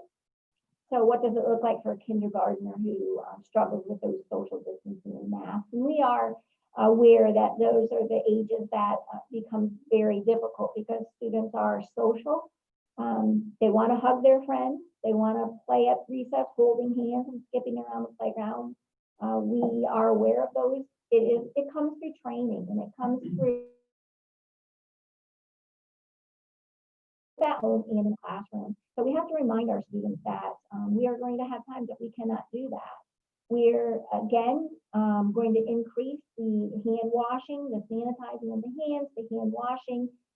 The best hand washing we still know is that singing that happy birthday, twice and doing soap and water. That's the best hand washing that we can get. We'll be teaching those and trying to avoid those times, but there will be times that kids are kids and they will want to hug their friends, and we have to be attuned to that and constantly being reinforcing that we cannot be doing those things during this time. Okay, if we were to choose one for a virtual academy, one for online academy, or option 2, would we be provided with materials, laptop, etc.? Yes. If you are doing remote or online or in school, remember we will be a one-to-one environment this year, which means that one device for every one student. We do not want sharing of devices between students, and we want to assure that our students are capable of taking a device home with them in the need for a shutdown or a closure or a shutdown. What's the plan for autistic younger kids who don't social distance or wear masks or keep to themselves? Yes. Again, we know that we have special high-risk students in the district. Again, it will be in instructional time. It will be our safety measures that we have in-house. And it may be an option choice where we may have to go to an option 2 for remote learning in some of those instances. We also got a question that says, We realize that we can't just not hold school this year, but is there something that said we have to start it in August? Could we delay it till October, November to see if anything gets better? Yeah, the question was, can we delay the start of school? Last year, when we had the shutdown, there was legislation in place that allowed school districts to not meet the 180-day requirement, or the 990-hour requirement for high school, 900-hour requirement for elementary. This year, that ruling, piece of legislation ended on June 31st. We will be looking at a resolution at the board, at our board meeting, that allows the board in an emergency situation to waive some of those requirements. We cannot at this time though waive the 180-day requirement. Legislatively, that needs to happen. So we will be waiting for the guidelines on that, but at this time, we must have 180 days or the 990 or 900-hour requirement. So we will be doing our best to meet that. That is why having a remote piece, regardless if we're in school and have to go to remote, having those days that our students are not in school count. And as I said earlier, if our area becomes a hot spot, or an area we see a large uptick, and we know that on August 31st, we will not open our school as a normal day on August 31st. We are watching that continually, and we will allow those days to begin remote learning. We're working on some instructional videos and things that we can provide. So what does that look like if school doesn't start and students are not used to the classroom environment of Seesaw or Google Classroom? We'll have some Zoom meetings, some live instructional time, as well as some instructional videos. So those days will count, and be assured that we're continuing to watch those every day, but we must complete 180 days at this time. This is similar to a question we had earlier, but do you know if it's possible for a student who's on Guild to routinely use option 2? For example, could our third grader attend school in person on a schedule of 3 or 4 days a week and Seesaw remote learning for the other couple days? Again, the question is, can my child come to school for 2 days or 3 days and do remote learning for the other days, offset for a 5-day week? For the purpose of opening school, we really need to know what best fits each student and each family. So we're asking that you choose option 1, option 2, or option 3. Changing in between them is going to be very easily, as I said. At this time, yes, we may have times, I will preface, we may have times that your child may come to school 2 days a week and stay home 3 days a week. But for the purpose right now, we really, that is more of a hybrid model that we would have if we go into that yellow phase. But again, if there is a need or a necessity of on an individual basis, we will work with our families to make sure our students get educated in the best manner that fits their particular need and their family. For a student in high school, how is it working for classes they would only have every other day? Also, how will it work for a class that is only 1 semester long? So the new block schedule. Okay, so the new block schedule, what does it look like? We have, Mr. Bird will smile behind me, what he calls skinny classes versus regular classes. So we have a class that is 1 full credit, and that's offered again, as we said, it would be a double period for a student for a 1 credit full year long course. If it is Mr. Bird refers to as a skinny class, that means it's a half credit or less. So what does that time look like? Those will be matched with additional skinny classes. So a student might have a course that's a half credit phys ed. It will be opposite of an additional course that also offers a half credit for it. So they'll be all aligned in the scheduling. For the middle school, someone didn't hear how the specials would work, like art, music, gym, etc. Just 2 classes in the morning and 2 in the afternoon. For the middle school classes, each student is going to because we put our special teachers in to help lower our class sizes, our students will be going to their specials at the middle school. So that will become a room where students actually go to for their specials. I can clear that up. Yeah, so we will move for specials, and a special will last for a 9-week period. So it will be every other day for a 9 weeks opposite their phys ed class. So they'll have phys ed every other day. They'll have their special, that specific special they have for a 9 weeks. And then when the 9 weeks change, the student special will change, but phys ed will still be every other day opposite that special. Thank you. Will children be able to ride a bus to a babysitter's instead of at home at dismissal or to home at dismissal? The question is, will students be able to have different drop-off points for the bus? That, again, is something that we have every year. Parent has the opportunity to let the school district know where your child is being dropped off, so they may be picked up at home in the morning and a babysitter's house in the afternoon. But that will be done through our transportation director's office. And again, it's a normal process that we have on any given year, that you may have a different drop-off point than you do a pickup point. Yes, you may have different drop-off locations than your pickup location. When is school starting? When is school starting? The first day right now, when we approve our new calendar, is set for August 31st. Teachers will return back on August 24th and have 5 days of in-service. And then the first student day will be August 31st, a Monday. Can you please speak about the decision to overlook the 25-person capacity for lunches, buses, and hallways, but not for classes? So the question is the 25 limit. The 25 limit is for evening events. It does not apply to school districts during the day. So it does not apply to individual classrooms. It does not apply to buses. It does not apply to hallways. It does not apply to lunches. We are keeping our social distancing, but in the order, the 25 in person is not applied to a normal school day in any situation, only evening events, which includes board meetings. So I do want to make that clear, that it's not the board's wish to not have in-person board meetings or ours, but we must follow what the governor and the Secretary of Health has put out for us to follow. The 25 limit does not apply to school districts during a normal school day, only after school events or meetings. I just got asked by a board member to re-emphasize the August 31st start date. Also, could you review one more time the high school block scheduling? They had trouble hearing a little bit during that time. Sure, maybe Mr. Bird, if you wanted to come up a little bit, put on your mask and Yep. come up.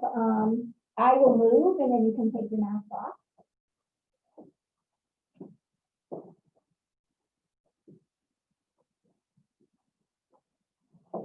So we have a number of classes that we label as skinny, which means they would be every other day. Some of these classes will be every other day for a year. Some of them will be every other day for a semester. It just depends on what their credit level is. It depends on whether it's a tested subject, such as some of our AP classes, and then some of our Keystone exam classes will be throughout the whole year, every other day. Most of our elective classes are every other day for a semester, so they will be opposite another elective. We're putting that list together, and we're determining which classes that we feel are most important to be every other day, and which classes fit better for the everyday schedule. So some of our first year foreign language classes, we're thinking that they might be better for an every other day all year long, since it's most students' first introduction to a foreign language. So it really depends on what the class is. Most of our normal core classes will be, every day for a semester. The other classes that are the specials or the elective classes, most of those will be every other day for a semester. And then we do have some that will be every other day for the entire year if they're tested subjects such as AP or Keystone.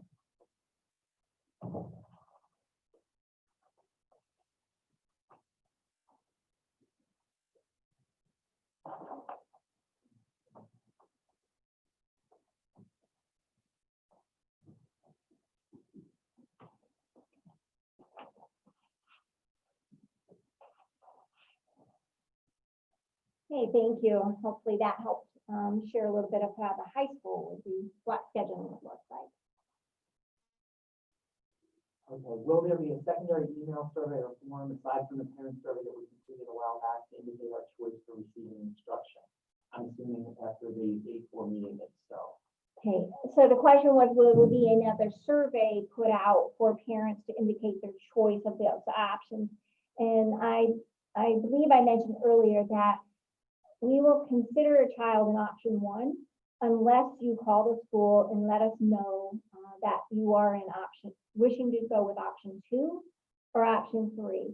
It is a much better way for us to know what option your child is going in than to do a survey, because it's very difficult for us to get all the surveys back. We do have a great response to our surveys, and thank you for doing that. It does help us, but we do not want to miss. If we will schedule your student for option 1 unless you let the school building in which they attend school, let them know that you're choosing option 2.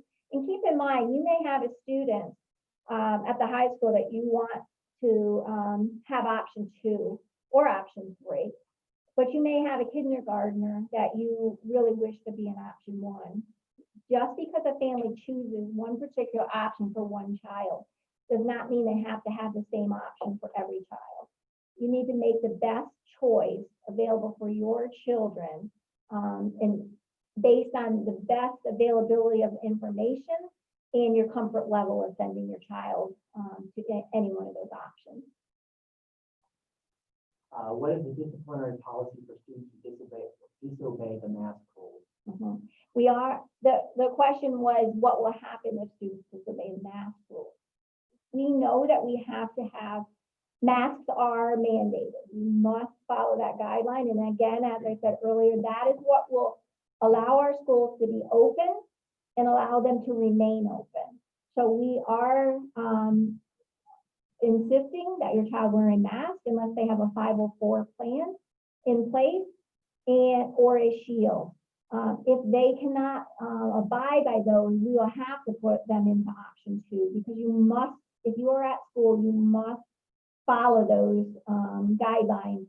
When you are not able to be in a social distance environment, you must have one on. With that said, remember that there are times that they will be in secure areas. These desk shields will help and assist a lot with that.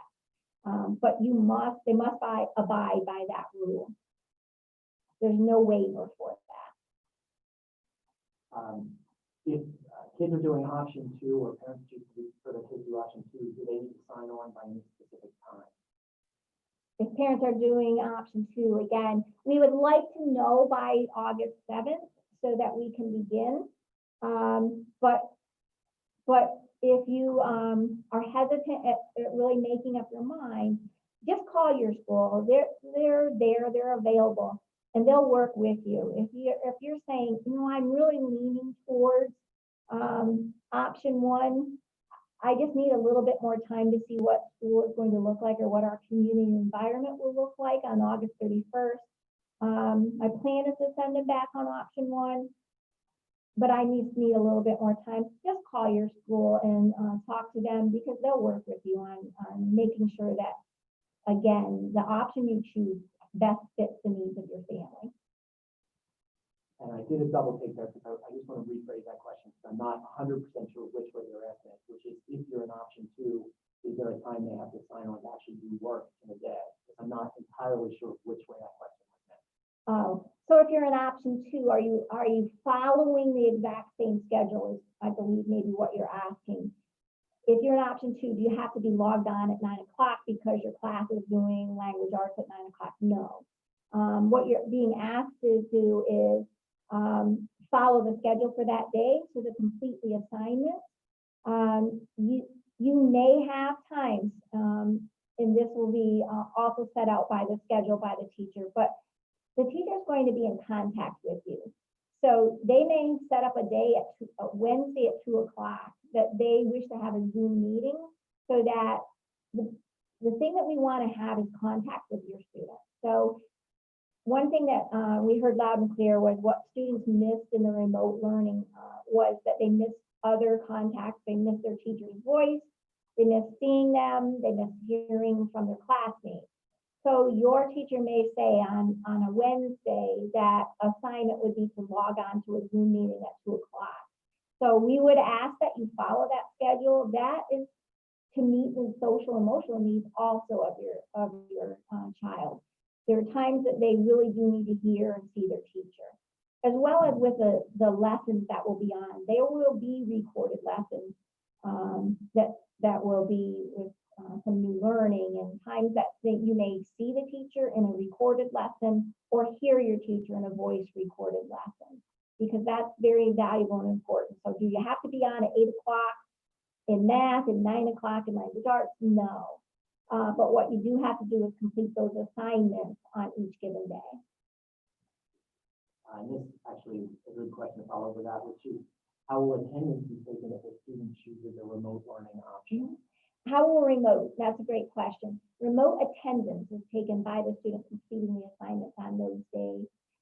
We have talked about bell ringer. So when you're starting a new learning class, going from math class to language arts class, there's a bell ringer, and we often do that in the regular classroom in a normal day as well. And answering that bell ringer constitutes attendance in that class.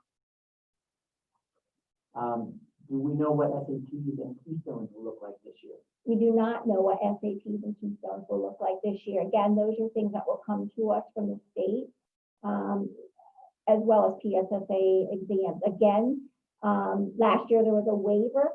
Part of that is that the state has requirements and there are federal requirements. In ESSA, every student succeeds the act. To meet federal requirements, a state must have a system where they test their students. Every state does to meet the ESSA federal responsibility. So even though the state of Pennsylvania may say we will grant our students not taking the PSSA or Keystone exam, the state of Pennsylvania must also follow through and do a waiver at the federal level to say I cannot meet that requirement of ESSA. So there's two components to that. And so our students, again, we will be subject to whatever the state decides at the state level. And again, if there is a waiver from the federal government as well on those testing.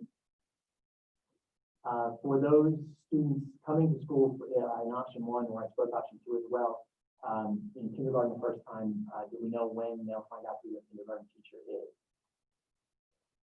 Yeah, part of that discussion still, we tentatively have class lists made, but after we have the finality of who's coming into the room and who's not, will depend on, we may have to mix and match the class list. We do have class lists made yet, so the next probably week and a half, we'll be sending something out. So if you're not sure who your child has for kindergarten, you should be receiving something in the next week or so with what teacher your child will be assigned to. What do we do if we have multiple teachers quarantined and are low on subs? Mm-hmm. What will that have? What will that do? Yes, and we have talked about that. We have looked at, if we have substitutes, we are low in substitutes, what would we do if we have multiple teachers absent on a day? So our plan is we have 2 building-based substitutes every day in every building. So whether they are needed or not, they will be assigned duties every day in our schools.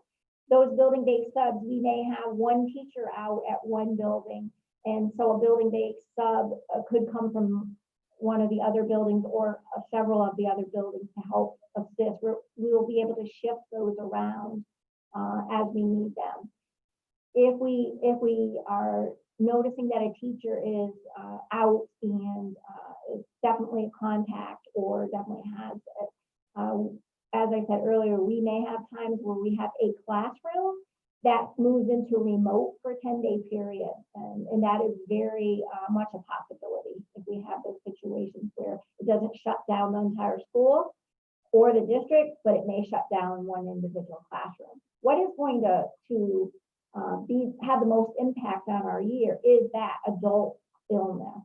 The child illness will be a lot easier to handle with the learning. It is the adult illness is something that we will also have to deal with on a daily basis and monitor that. And that may be shut down for a particular class because of the illness of a teacher. If we decided to do online learning, is the school going to provide Wi-Fi internet and computers for the kids? So we will provide, if we have a school-wide shutdown, we will provide laptops for our students. We took a survey last year to see how many of our parents did not have internet access at home.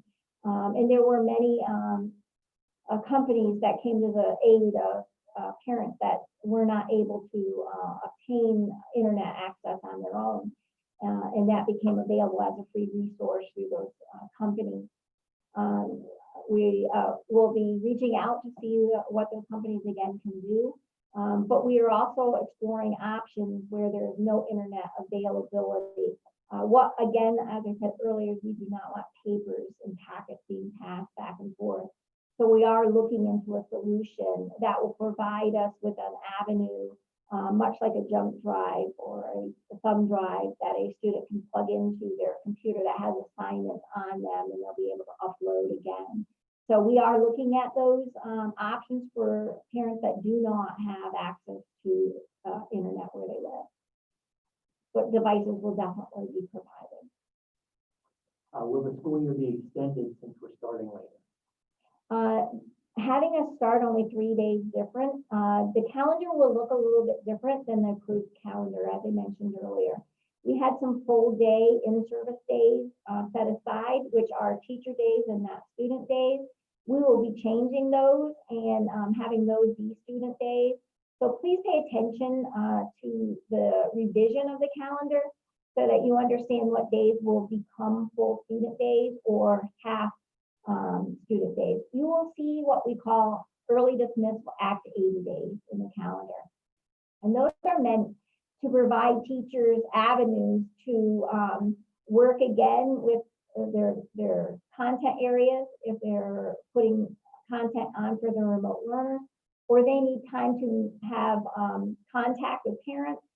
So we do have additional Act 80 days in the calendar so that we can provide that time and those opportunities for teachers. So they will count as student days because they are here for half a day. But we are not looking at having to change at this time the end of the school calendar. We will be making those up in the full day in-service days that were planned in the prior calendar. And a related question is the new calendar available yet? The new calendar is not available yet. We are finishing up, making sure we have to have certain days for our students and certain days for teacher days. So we are refining it. It will be presented to the school board on August 4th. And again, we hope to have that calendar revised and approved that night so that we can get that out to parents as quickly as possible. How will they clean rooms at the high school when students move between block classes? So cleaning in between classes. So we will have cleaners provided in classrooms. They can be much like a sanitized wipe. So we will be wiping and cleaning in between, and we have additional custodians put on in the daytime so that our doorknobs or handles, high touch areas and things will also be sanitized for the day. But it's I've said this a lot of times, and I remember when my own children were at home, the good life lesson to be aware of your surroundings and to be able to say, my area in that situation is clean. So I believe that just having a student wipe with a sanitized wipe, something over the counter, these are not products that are commercial grade products, but we will have those available for every classroom and every period. What will the K1 rooms look like? Will they be going between the two classrooms like before? We're actually, we will not have K1 this year. We will have kindergarten classes and first grade classes, to minimize movement. Yeah.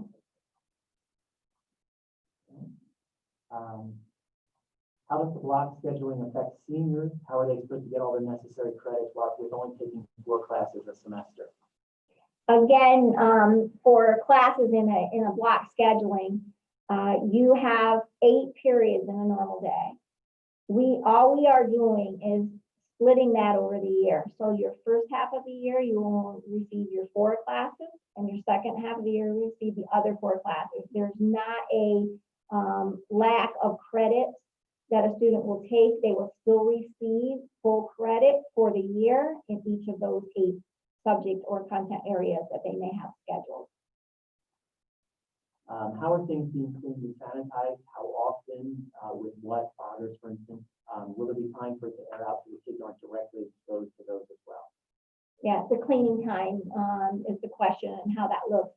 We will not be doing those disinfectant times when students are in the classroom, and having them go at 2:15 again allows us to have a longer period of time than when students are in the room and out. Darren, I know you're here, and maybe you could talk a little bit about the sanitizer in the evenings versus what's done in the daytime.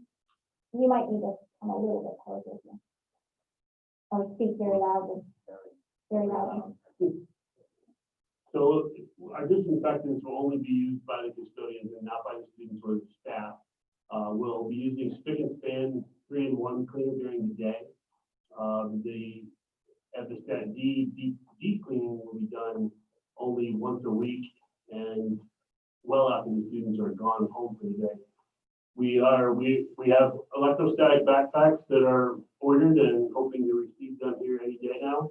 That will be done every night in every classroom, and that will supposed to wrap around all of the legs, underneath the desks, on top of the desk, everywhere in the room, light switches, doorknobs, everything, and its dwell time will kill everything that's causing the virus out there. That'll be a big change. Also, we have UV wands that we have ordered as well. They will come in and they have 20 to 30 second kill ratios as well in the areas that we use those. We have a Procter & Gamble new product called 33. That's disinfectant that we'll be using as our mop water. Our previous mop water was not a disinfectant. This one has been okayed by the EPA. That's our main products for disinfecting, and we have the sanitized wipes. Like Dr. Freeman said, that will be available for all classrooms at all times for all students and staff to use as much as they need to throughout the day to get through. Okay, thank you.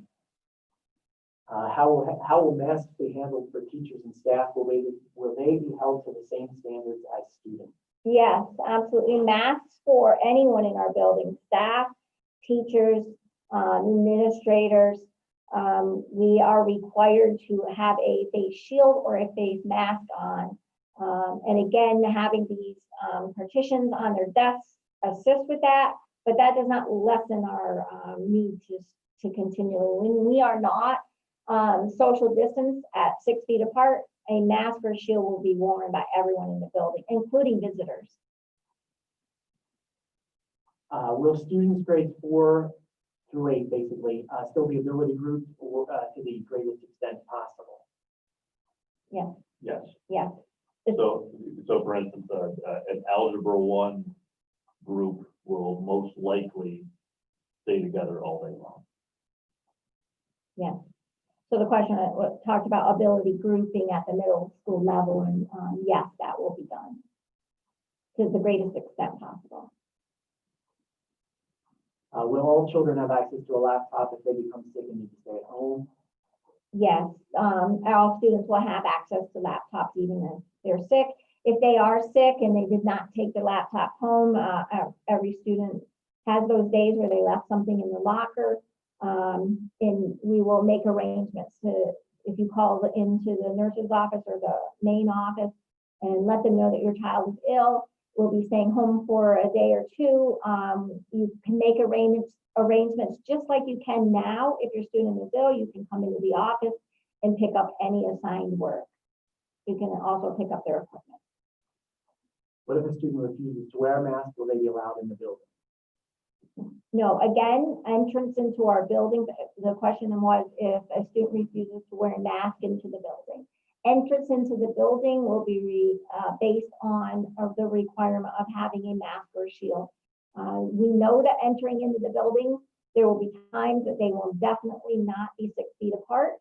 And it will be made very clear that they cannot enter the building without a mask or shield. If students are required to be screened daily, will the teachers be as well?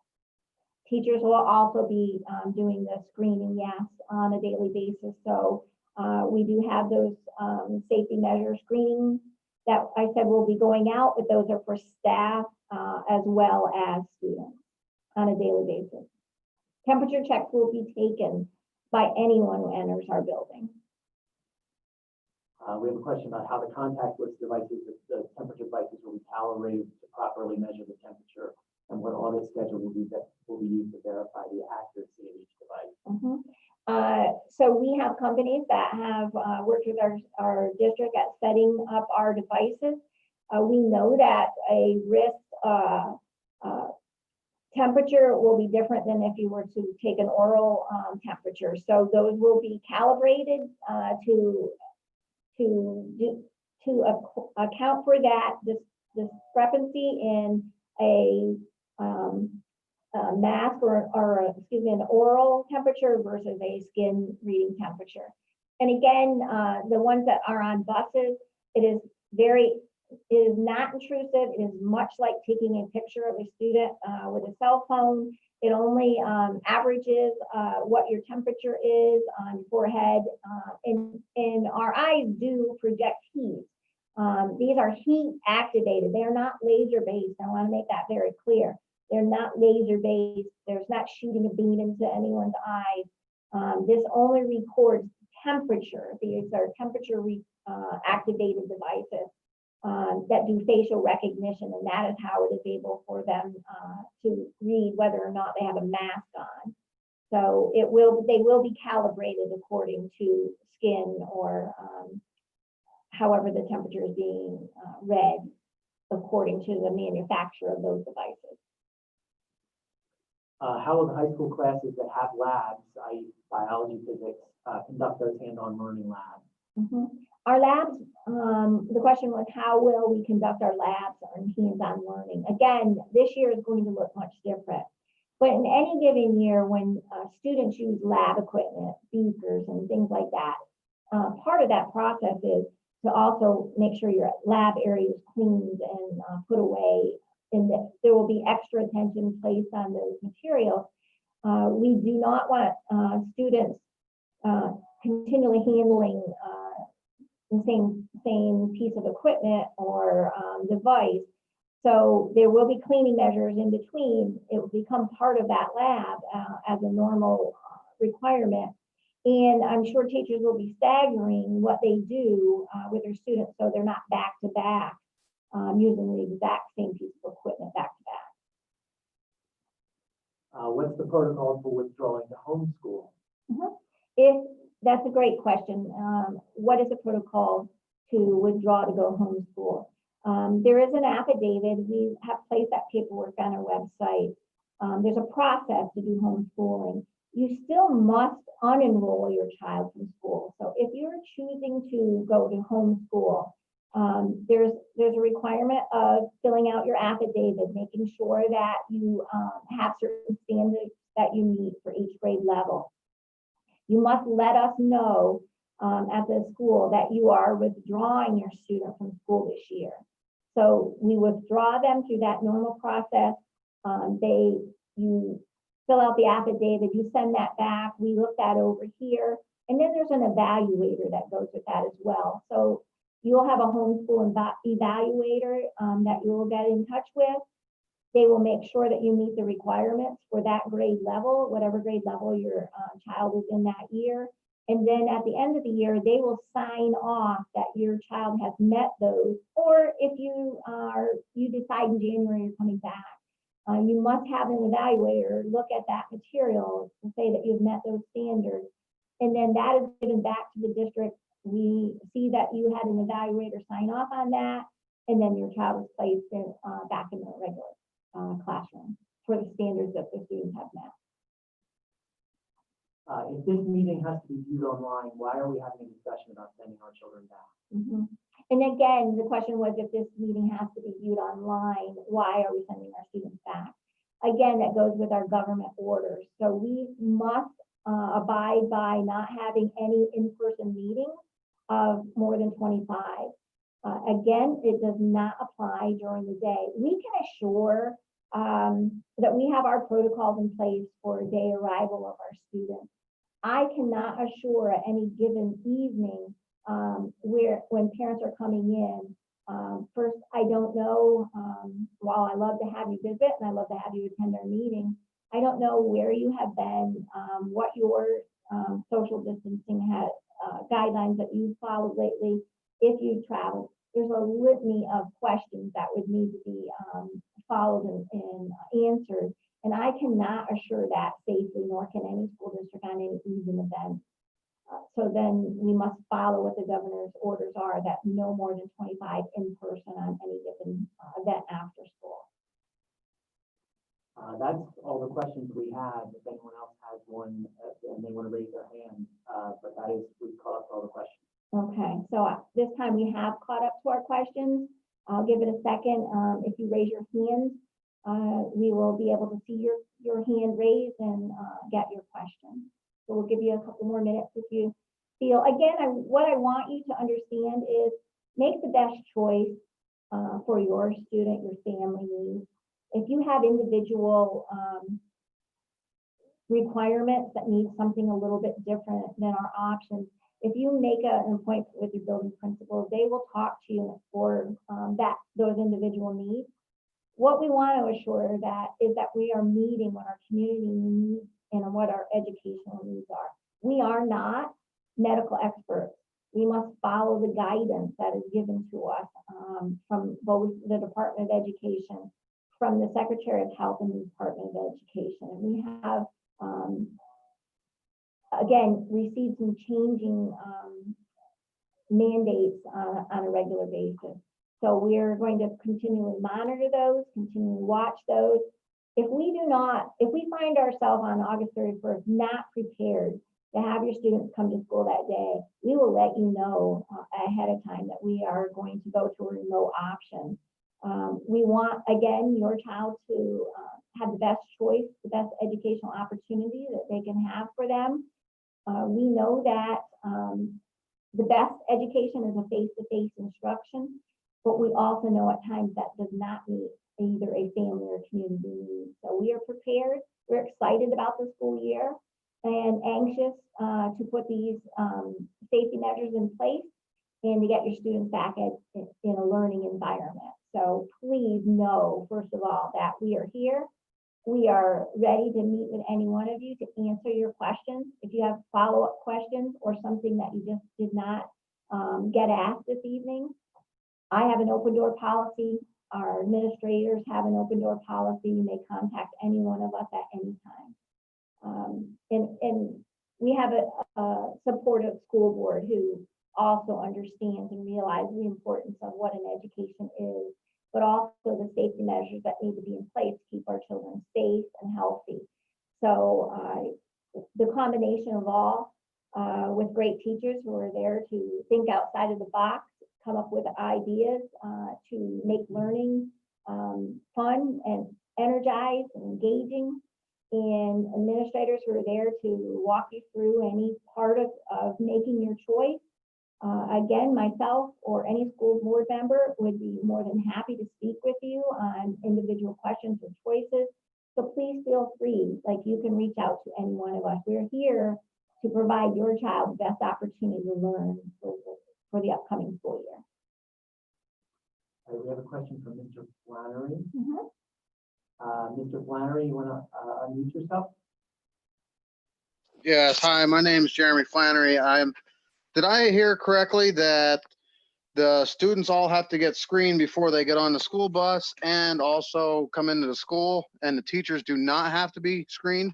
No, you did not hear that correctly. Anyone who enters our building is screened. So teachers, faculty, administrators, anyone who enters our building must go through that screening.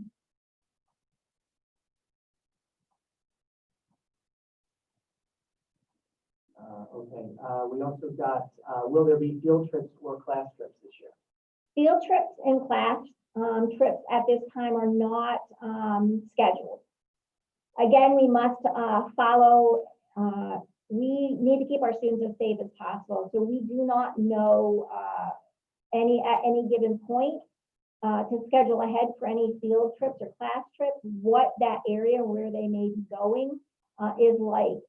Does that mean that we may have an opportunity that our students walk down to the courthouse? We may, but at this time, we are not scheduling any field trips or class trips. But they will be looked at on a case-by-case basis, but at this time, we do not have any of those scheduled.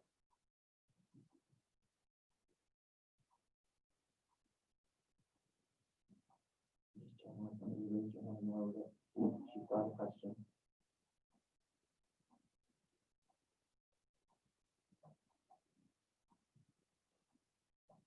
Okay. I don't see anything, so I think that's it. All right. Well, again, thank you so much for listening to us this evening. Feel free to reach out to us at any given time. Our doors are open. We're here and eager to hear your questions, your concerns, and also eager to provide for your student a quality education this coming year. So thank you for joining us, and we look forward to hearing what your choices and options are. Have a good evening.